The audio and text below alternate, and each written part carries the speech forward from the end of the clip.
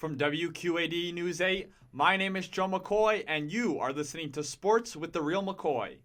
I know I normally only do these episodes every Wednesday, but I had to come on here, put out an emergency podcast because the Chicago Bears have made the trade that we have all been waiting for. It is a massive deal, one that has the entire NFL network community talking, and one that almost unanimously has people siding with the Bears, thinking that they got the better end of the deal.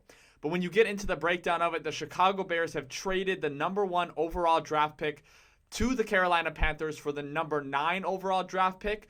They're one of Carolina's second-round picks, which is from the San Francisco 49ers in the Christian McCaffrey trade. So that is the 61st overall pick, a first-round pick in 2024, a second-round pick in 2025, and here is the biggest part of the news, as well as wide receiver DJ Moore from the Carolina Panthers. This is an incredible haul that Ryan Poles got. I think this one solidifies him as a true GM. You know, this puts the entire NFL on notice that just because this guy's in his second season, he is not one to mess with. You're not going to fleece him. You're not going to, pull a Bill O'Brien trade and trade DeAndre Hopkins for a second-round pick. Ryan Poles is going to get what he wants, and he got exactly that in this trade. So just to break it down one more time, number 9 overall, number 61 overall, first-round pick in 2024, second-round pick in 2025, and wide receiver DJ Moore, all for the Chicago Bears' number 1 overall pick.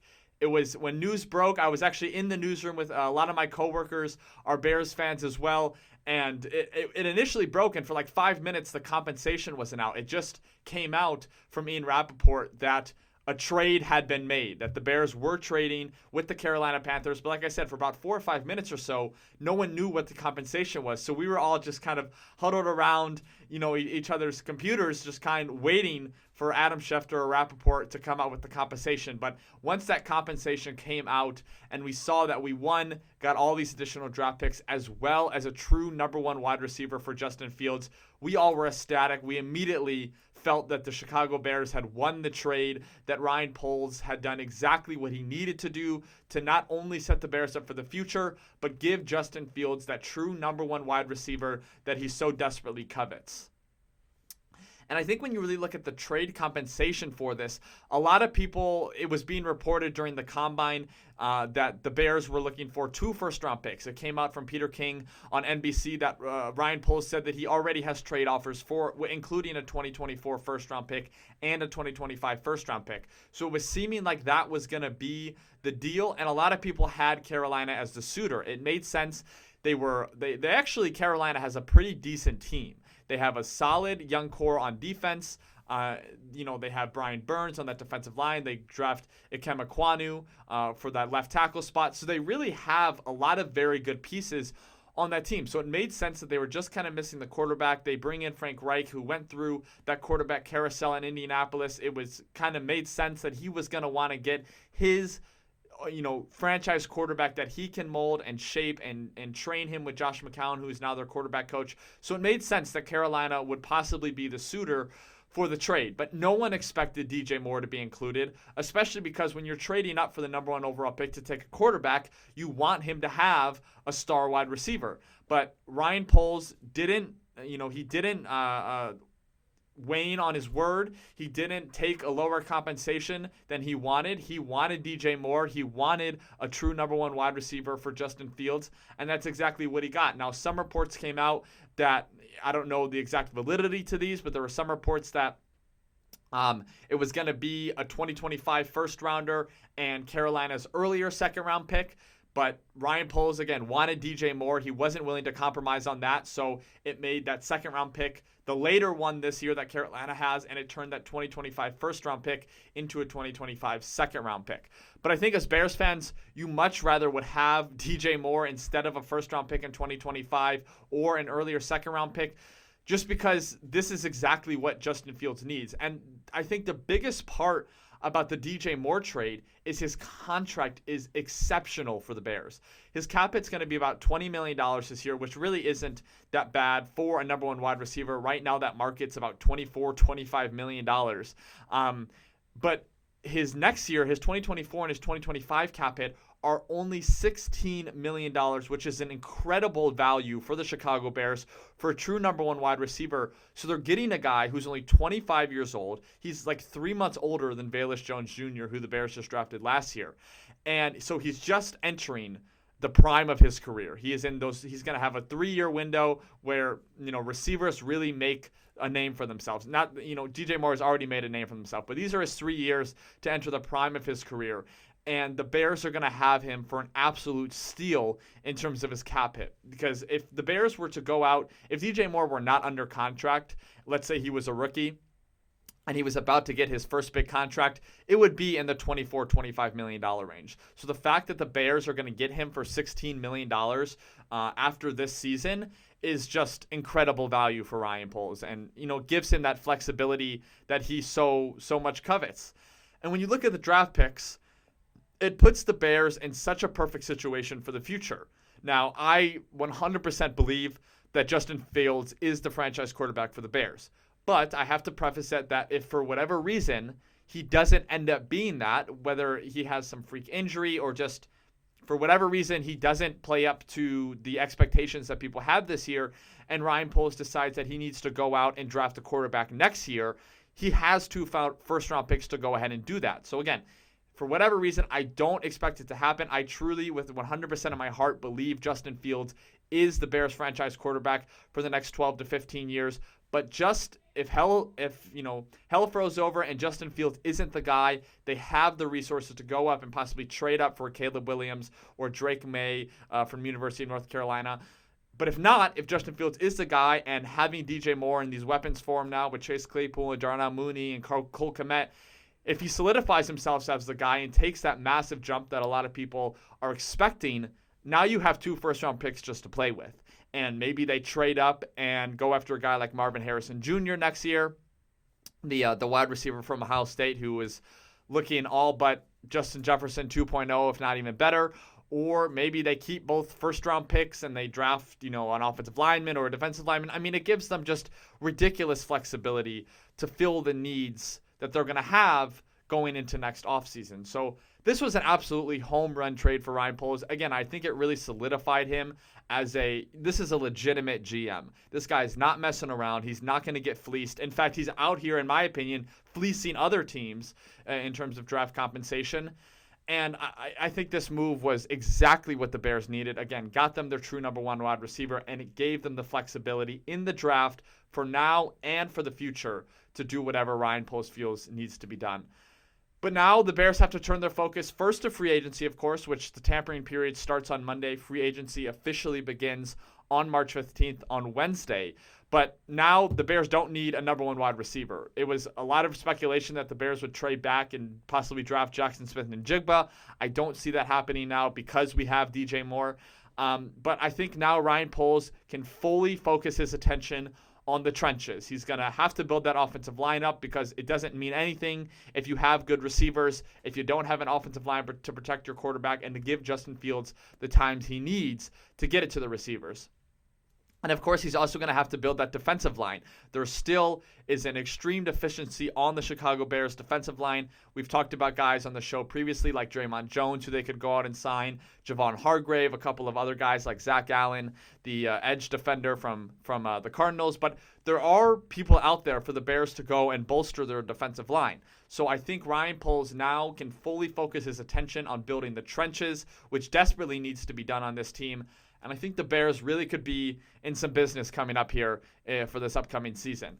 And now when you look at the draft, of course, the entire complexion of the Bears draft changes now. They have an additional second-round pick, but they no longer have the top draft pick. So unfortunately, as much as I love Will Anderson, and I think he's going to be an incredible football player, he's out of the running now for the Bears. Will Anderson is going to be taken in the top 4 draft picks. The Bears are not going to be in range to take him. So that's unfortunate. Of course, I would have loved to see Will Anderson in a Chicago Bears uniform, but for right now, the development of Justin Fields, giving him a true number one wide receiver in DJ Moore was more vital than getting a pass rusher. But now that the Bears are at 9, they still have a ton of flexibility. the best case scenario for the Bears is that 4 quarterbacks are taken before their 9th overall pick. A lot of people are expecting that to happen. There's even talks now that quarterbacks could go 1, 2, 3 in this draft, exactly like how they went when the Bears drafted Justin Fields, 11th overall in that draft. It went Trevor Lawrence, Zach Wilson, and then Trey Lance. So if 4 quarterbacks are taken before the Bears pick 9th overall, they're going to have a selection of 5 of the best positional players. And, hopefully a guy that they have really high up on their board falls to them. You could possibly be looking at a guy like Tyree Wilson, the edge defender from Texas Tech, who I like. I don't love Tyree Wilson, to be honest with you. I think his size is incredible. He's 6'6", like 285. He has 38-inch arms, just ridiculous length. Certainly fits the mold of an Eberflus defensive lineman. Strong, physical, great run defender. Tyree Wilson to me is just a little bit slow off the line. I like to see edge defenders be a bit more explosive. But I think Tyree Wilson would still be a home run draft pick at 9 if he were to fall. A lot of talk that he may not fall. He may go in those first 6, 7 picks. But either they can look for an edge defender in him or possibly Lucas Van Ness, or maybe they like Nolan Smith, the guy from Georgia who ran a 4.39 40. Or maybe they just keep building the trenches on that offensive line, because I really think at 9, they're going to have their selection of any offensive lineman. I don't think an offensive lineman is going to be taken before that 9th overall pick. And, of course, this also comes down to what they do in free agency, because if they go out and sign a right tackle, like a lot of people, including myself, expect them to do, maybe they don't feel like a tackle is a necessity. They feel that Braxton Jones could be their franchise left tackle, and if they go out and sign a right tackle, maybe a guy like Paris Johnson Jr., the left tackle from Ohio State, isn't someone that they feel is a priority. But also maybe they look at a guy like Peterskoronski, who was a tackle in college, but a lot of people view him as a guard just because he has shorter arms. Maybe they view him as just an exceptional offensive lineman, and even though guard might not be the most value pick at 9, they're just there to build the trenches as good as possible. And I think Peterskoronski really could just be a Pro Bowl level guard for 10 plus years, just because he's shown to be an exceptional tackle in college. His arms are a bit shorter, so a lot of people view him as a guard in the NFL, but a guy who is technically incredibly sound, has been a phenomenal offensive lineman for Northwestern. And maybe, again, the Bears just view that they want to get the best offensive lineman out there regardless of position, and they feel like Peterskoronski can do that. So Ryan Poles has extreme flexibility. I do expect them to build the trenches with that 9th overall pick, whether that's offensive line or defensive line. As much as I would love Jackson Smith-Njigba in a Bears uniform, reuniting him with Justin Fields, I just don't think that makes a ton of sense. You don't need 4 good wide receivers. Having a true number 1 wide receiver in DJ Moore and Chase Claypool and Darnell Mooney to be your number 2 and number 3, that is more than sufficient. Jackson Smith-Njigba, yeah, as much as it would be incredible to have him, and I think he's going to be a phenomenal wide receiver, I do think that would be a bit overkill on one position when the Bears have many other needs that they need to fill. And with being at 9, there's also the possibility that the Bears could trade back again. Maybe they don't view someone that has value at 9 that they don't feel like is worth taking with that 9th overall pick, and they decide to trade back again. Maybe they trade back into the 14-15 range, or maybe they just trade back to 10-11. Just a little trade to maybe recuperate another second-round pick, another third-round pick. We know Ryan Poles loves draft picks. This trade with Carolina just proved that. Maybe he views that he can get even more value in a trade back and still get a guy like possibly Peterskoronski, who I just talked about, at a 13, 14, 15 range instead of taking him at 9, where maybe the value isn't totally there. So Ryan Poles, thank you from all Chicago Bears fans. We applaud you for this move. I think, truly, I know I'm a diehard Bears fan. I know I'm a biased Bears fan at times, but this truly was an A-plus move for Ryan Poles. And that's not just me speaking. All of the NFL pundits, the guys who do this for a living have graded this trade for the Chicago Bears extremely highly. It got them what they needed. DJ Moore, over 3 seasons, 3 1,000-yard seasons, with arguably some of the worst quarterback play in the NFL. He had a washed Cam Newton. He had Sam Darnold. He had Baker Mayfield. He had a couple of other guys who are backups in the league. I mean, this guy has been brutalized with his quarterback play. And now he comes to Chicago, 25 years old, gets Justin Fields to throw to. And he also has other receivers around him who can help take a bit of that pressure off of him. Darnell Mooney is a very good wide receiver number 2. The biggest X factor, though, is Chase Claypool. Because, boy, if Chase Claypool can get back to where he was and get back to being a 900, 1,000-yard receiver who is great at contested catches, is great in the red zone, can get you 9, 10 touchdowns, watch out. Because DJ Moore is going to get you that. He's shown he's a consistent 1,000-yard receiver.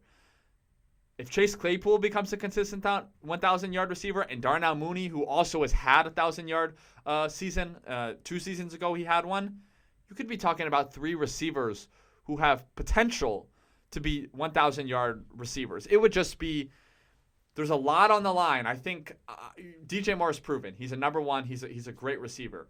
But if Chase Claypool lives up to the hype of the 32nd overall pick, which is what it ended up being, the Bears traded him for, watch out. Because Justin Fields is going to have his weapons. He's going to have his deep threats. He's going to have his guys that can do jump balls.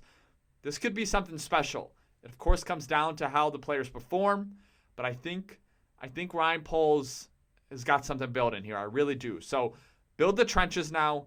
Again, it doesn't mean anything if you have star receivers, if you don't have an offensive line to protect your quarterback. So get Justin Fields the offensive line he needs.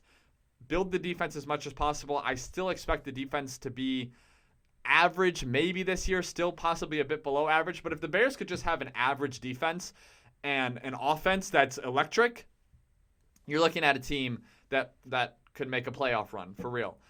So Bears fans, it's an extremely exciting time. I cannot wait for free agency to start on Monday. Again, the tampering periods begins on Monday. Deals will become official on Wednesday. But Ryan Poles, you did it. You made the trade that you had been saying you could make. You didn't lie to us, Bears fans. You said you had massive offers on the tables, and you were not joking. This is a huge trade. Sets up the Bears great for right now, also for the future.